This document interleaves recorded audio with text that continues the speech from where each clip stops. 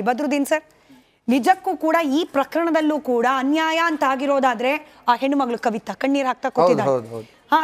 ತನ್ನ ಗಂಡನ ಹೆಣದ ಮುಂದೆ ಕೂತ್ ಕಣ್ಣೀರ್ ಹಾಕ್ತಿದ್ದಾರೆ. ಅವನಿಗೊಂದು ನ್ಯಾಯ ಕೊಡಿಸಿ ಅಂತ ಹೇಳಿ ಅಂಗಲಾಚಿಸಿದ್ದಾರೆ. ಈ ಆರೋಪ ಪ್ರತ್ಯಾರೋಪಗಳ ಮಧ್ಯೆ ಮತ್ತೊಂದು ಬಿ ರಿಪೋರ್ಟ್ ಬಂದು ಈ ಪ್ರಕರಣದಲ್ಲೂ ಕೂಡ ಏನೂ ಆಗೇ ಇಲ್ಲ ಅನ್ನೋ ರೀತಿಯಲ್ಲಿ ಆಗ್ಬಿಡುತ್ತಾ ಅಂತ ಹೇಳಿ. ಸ್ಮಿತಾ, ಒಂದು ನಾವು ನಿರೀಕ್ಷೆ ಮಾಡೋದ್ ಬೇಡ. ಈ ನೈತಿಕ ಹೊಣೆ ಹೊತ್ತು ರಾಜೀನಾಮೆ ಅನ್ನೋದಿದೆಯಲ್ಲ, ಆ ಶಬ್ದಕ್ಕೆ ಅರ್ಥನೇ ಇಲ್ಲ. ಈಗ ನೈತಿಕ ರಾಜಕಾರಣ ಯಾರೂ ಮಾಡ್ತಾ ಇಲ್ಲ. ಅದು ಲಾಲ್ ಬಹದ್ದೂರ್ ಶಾಸ್ತ್ರಿ ಅವರು, ವಲ್ಲಭಾಯ್ ಪಟೇಲ್ ಅವ್ರ ಕಾಲಕ್ಕೆ ಹೋಯ್ತು ನೋಡಿ. ನನಗೆ ನೆನಪಿದೆ, ನಾನು ಓದಿದ್ದೀನಿ, ನೆಹರು ಅವ್ರ ಕಾಲದಲ್ಲಿ ಒಂದು ರೈಲ್ ಆಕ್ಸಿಡೆಂಟ್ ಆದ ತಕ್ಷಣ ಶಾಸ್ತ್ರಿ ಅವರು ರಾಜೀನಾಮೆ ಕೊಡ್ತಾರೆ. ನಂತರ ಬಹುತೇಕ ನಾವು ನೋಡಿದೀವಿ, ಯಾವುದೋ ರೈಲ್ ಆಕ್ಸಿಡೆಂಟ್ ಆದಾಗ ಎಲ್ಲರೂ ಏನೋ ರಾಜೀನಾಮೆ ಅಂತ ಸಂಪ್ರದಾಯಗಳಿಗೆ ನಿಂತೋಗಿದೆ ನೋಡಿ. ಈ ಮೊದಲು ಪತ್ರಿಕೆಯಲ್ಲಿ ಒಂದು ಲೈನ್ ಬಂದ್ರೆ ಮಾರ್ರೇಸ್ ಅವರು ರಾಜೀನಾಮೆ ಕೊಡ್ತಾ ಇದ್ರು. ರಾಮರಾಯರು ಅಂತೇಳಿ ಅವರು ಗೃಹ ಸಚಿವರು ಒಂದು ಯಾವುದೋ ಮಹಿಳೆಯ ಆತ್ಮಹತ್ಯೆ ಕೇಸಲ್ಲಿ ಸದನದಲ್ಲಿ ಬರ್ತಾ ಇದ್ದಂಗೆ ರಾಜೀನಾಮೆ ಕೊಟ್ಟು ಹೊರಗೆ ಹೋಗಿದ್ದಾರೆ. ಅಂಥವೆಲ್ಲ ನೂರಾರು ಉದಾಹರಣೆಗಳನ್ನ ಕಂಡಂತ ರಾಜ್ಯ ನಮ್ದು. ಸೊ ನೈತಿಕ ಹೊಣೆ ಹೊತ್ತು ರಾಜೀನಾಮೆ ಕೊಡುವಂಥ ಪರಿಸ್ಥಿತಿಯಲ್ಲಿ ಈಗ ಯಾವ ಪಕ್ಷದವರು ಇಲ್ಲ, ಯಾರಿಗೂ ಆ ನೈತಿಕತೆ ಇಲ್ಲ. ಕಾಂಗ್ರೆಸ್ ಇರ್ಬೋದು, JDS ಇರ್ಬೋದು, BJP. ಯಾಕಂದ್ರೆ ಎಲ್ಲರೂ ಕೂಡ ನೈತಿಕ ರಾಜಕಾರಣ ಯಾರೂ ಮಾಡ್ತಾ ಇಲ್ಲ. ಯಾರು ಅವ್ರವ್ರ ಕಾಲದಲ್ಲಿ ನೋಡಿ, ಯಡಿಯೂರಪ್ಪನವ್ರ ಮೇಲೆ ಗಣಿಗಾರಿಕೆ ಆರೋಪ ಬಂದಾಗ ಅವರು ಅವರ ಸಹಿಯನ್ನು ಕೂಡ ನಕಲಿ ಮಾಡಿ ಏನೇನಲ್ಲ ಎಡವಟ್ಟುಗಳಾಗಿತ್ತು. ರಾಜೀನಾಮೆ ಅವ್ರು ಕೊಟ್ಟಿಲ್ಲ. ಕೊನೆಗೆ ಅವರು ಇವರು ಲೋಕಾಯುಕ್ತ ಇದು ರಿಪೋರ್ಟ್ ಕೊಟ್ಟ ಮೇಲೆ ಆಗ್ಲೂ ಕೂಡ ರಾಜೀನಾಮೆ ಕೊಟ್ಟಿಲ್ಲ. ಆಗ ನೈತಿಕತೆ ಮೆರೆದಿದ್ದು ಲಾಲ್ ಕೃಷ್ಣ ಅಡ್ವಾಣಿ ಅವರು ಹೇಳಿದ್ದು ಸೂಚ್ಯವಾಗಿ ಹೇಳಿದ್ರು, ಇದು ನೈತಿಕತೆ ಪ್ರಶ್ನೆ ಅಂತ ಹೇಳಿ. ರಾಜೀನಾಮೆ ಕೊಟ್ಟರು ಯಡಿಯೂರಪ್ಪನವರು. ಹೆಂಗ್ ಕೊಟ್ಟರು ಗೊತ್ತಾ ನಿಮ್ಗೆ? ಅವರ ರೇಸ್ ಕೋರ್ಸ್ ಮನೆಯಿಂದ ರಾಜಭವನ ಅವರಿಗೆ ಮೆರವಣಿಗೆ ಮಾಡ್ಕೊಂಡು ವಿಜೃಂಭಣೆ ಮಾಡ್ಕೊಂಡು ಕೊಟ್ಟರು. ಅದೇ ರೀತಿ ಕುಮಾರಸ್ವಾಮಿ ಅವರು ಕೂಡ ಅಷ್ಟೇ, ಎಲ್ಲರೂ ಅಷ್ಟೇ, ಕಾಂಗ್ರೆಸ್ನವರು ಅಷ್ಟೇ, ಯಾರು ನೈತಿಕ ಹೊಣೆ ಹೊತ್ತು ರಾಜೀನಾಮೆ ಕೊಡುವಂತ ಪರಿಸ್ಥಿತಿ ಇಲ್ಲ. ಎಲ್ರಿಗ ಜಾರ್ಜ್ ಅವ್ರು ಏಕಾಏಕಿ ಕೊಟ್ಬಿಟ್ರ? ಕೊಟ್ಟಿಲ್ಲ. ಇವ್ರು ಗದ್ದಲ ಮಾಡಿ ಸದನ ನಡೀತಾ ಇದ್ದು, ಸದನ ಸುಗಮವಾಗಿ ನಡಿಬೇಕು ಅನ್ನೋ ಕಾರಣಕ್ಕಾಗಿ ರಾಜೀನಾಮೆ ನಡಿ. ಈಗ ಶುರು ಮಾಡೋಣ. ಕೇಸರಿಯಿಂದ ಮನೋಲ್ಲಾಸ ಮನಸ್ಸು ಮತ್ತೇರಿ ಕುಣಿದಾಡಿದೆ ನೋಡು, ಮನಸ್ಸು ಮತ್ತೇರಿ ಕುಣಿದಾಡಿದೆ ನೋಡು.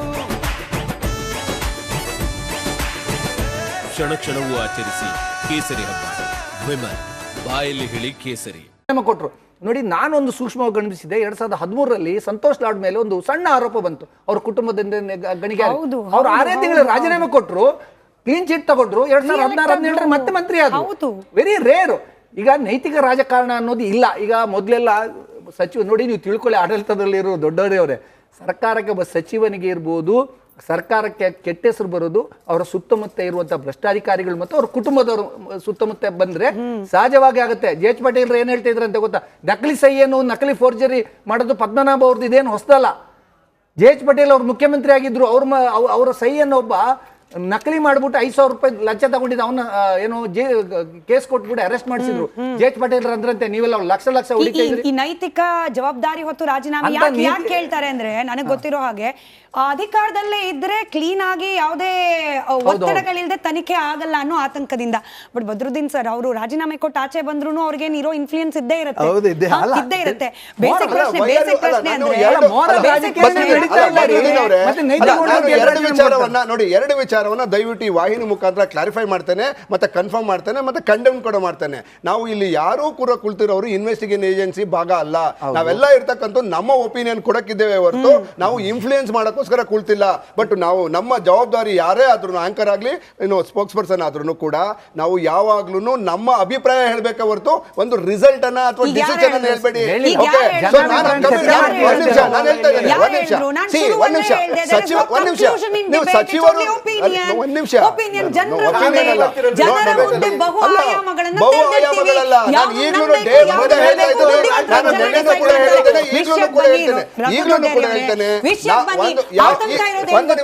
ಆತಂಕ ಇರೋದೇನ್ ಗೊತ್ತಾ? ಪ್ರೆಸ್ ಮೀಟ್ ಮಾಡ್ತಾರೆ, ಸಚಿವರಾದ ನಾಗೇಂದ್ರ ಅವರು ಹೇಳ್ತಾರೆ ದುಡ್ಡು ಹೋಗಿದೆ ಆಚೆ, ವಾಪಸ್ ತರಿಸೋ ಜವಾಬ್ದಾರಿ ನನ್ನದು.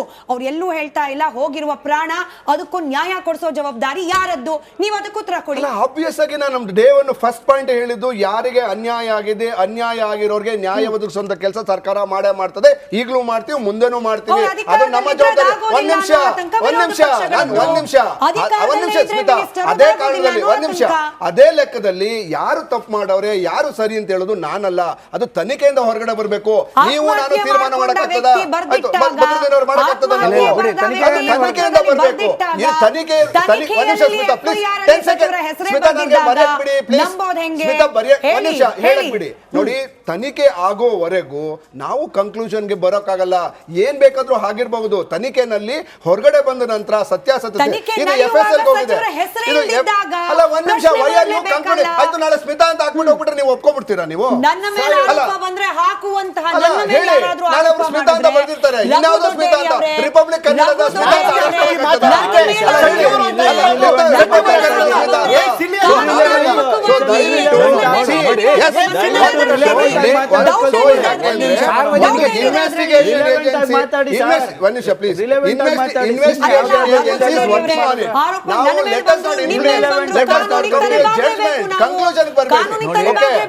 ಹೆಸರೇ ಇಲ್ಲಪ್ಪ FIR ಅಲ್ಲಿ ಸಚಿವರದ್ದು, ಅದು ಇರೋದು ಆತಂಕ. ಅಲ್ಲ, ಈಗ ನಾವು ಆಕ್ಷನ್ ಅಂತ ತೆಗೆದುಕೊಂಡಿದ್ದೇವೆ. ಒಬ್ಬ ಸಚಿವರಾಗಿ ಜವಾಬ್ದಾರಿತ ಸಚಿವರಾಗಿ ಏನ್ ಮಾಡಿದ್ದಾರೆ? CID ಕೊಟ್ಟಿದ್ದಾರೆ, ಇಮಿಡಿಯೇಟ್ ಸಸ್ಪೆಂಡ್ ಮಾಡಿದ್ದಾರೆ. ಈಗ ಅವರು ಮಿನಿಸ್ಟರ್ ಸ್ಥಾನದಲ್ಲಿ ಇರೋದ್ರಿಂದ ಅವರ ಅಧಿಕಾರವನ್ನ ದುರ್ಬಳಕೆ ಮಾಡ್ಕೊಳ್ಳುವಂತ ಸಾಕಷ್ಟು ಅವಕಾಶಗಳಿದೆ. ಅದರಿಂದ ಅವರು ಈ ತಕ್ಷಣ ರಾಜೀನಾಮೆ ಕೊಡ್ಲಿ, ಇಲ್ಲ ಮುಖ್ಯಮಂತ್ರಿಗಳು ರಾಜೀನಾಮೆ ತಗೊಂಡು ಇನ್ವೆಸ್ಟಿಗೇಷನ್ ಮಾಡಿ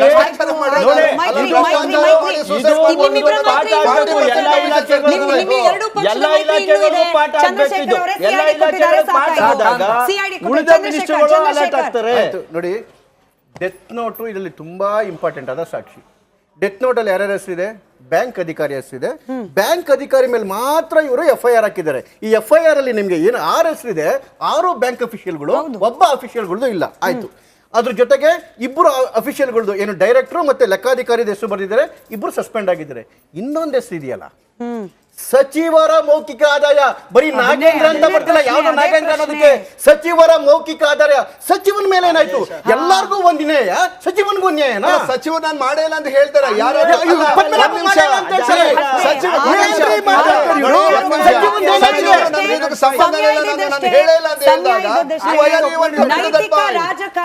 ನೈತಿಕ ರಾಜಕಾರಣ ಬದ್ರುದ್ದೀನ್ ಸರ್ ಅವ್ರು ಹೇಳ್ದ ಹಾಗೆ ಅದಕ್ಕೆ ಅರ್ಥವೇ ಇಲ್ಲ ಅನ್ನೋ ಹಂತಕ್ಕೆ ಬಂದು ನಿಂತಿರೋ ಪರಿಸ್ಥಿತಿಯಲ್ಲಿ ನಿಜಕ್ಕೂ ಕೂಡ ಇನ್ನೂ ನೈತಿಕತೆ ಉಳಿದಿದೆ ರಾಜಕಾರಣಿಗಳಿಗೆ ಅನ್ನೋದನ್ನ ಸಾಬೀತುಪಡಿಸ್ಕೊಳ್ಳಿಕ್ಕೆ ಇಂಥ ಸಂದರ್ಭಗಳು ಸೂಕ್ತ. ಬಳಸ್ಕೊಳ್ಳಿ. ನನ್ನ ಮೇಲೆ ಆರೋಪ ಬಂದಿದ್ಯಾ, ನಾನು ಅದನ್ನ ಆರೋಪ ಮುಕ್ತನಾಗಿ ಬಂದು ತೋರಿಸ್ತೀನಿ ಅಂತ ಹೇಳಲಿಕ್ಕೆ ಕಷ್ಟನಾ ಸಚಿವರಾದವರಿಗೆ? ಪ್ರಶ್ನೆ ನಿಮ್ಮ ಮುಂದೆ ಬಿಟ್ಟು ಕಾರ್ಯಕ್ರಮ ಮುಗಿಸ್ತಾ ಇದ್ದೀನಿ. ಧನ್ಯವಾದ ಎಲ್ರಿಗೂ ಕೂಡ ಚರ್ಚೆಯಲ್ಲಿ ಭಾಗಿಯಾಗಿದ್ದಕ್ಕೆ. ನೋಡ್ತಾ ಇರಿ ರಿಪಬ್ಲಿಕ್ ಕನ್ನಡ, ಇದು ನಿಮ್ಮ ಧ್ವನಿ.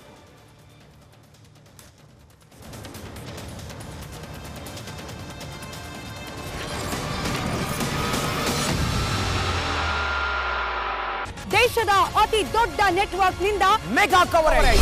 ದೇಶದ ಮತದಾರನ ಆದೇಶ NDAಗ ಇಂಡಿ ಒಕ್ಕೂಟಕ್ಕ. ಲೋಕ ಅಖಾಡದಲ್ಲಿ ಗೆಲ್ಲೋದ್ಯಾರು ಸೋಲೋದ್ಯಾರು. ಕರುನಾಡಿನ 28 ಕ್ಷೇತ್ರಗಳ ನಿಖರ ಫಲಿತಾಂಶ. ಫಾಸ್ಟ್ ರಿಸಲ್ಟ್, ಪಕ್ಕಾ result. Number 1 election team, number 1 network, number 1 coverage.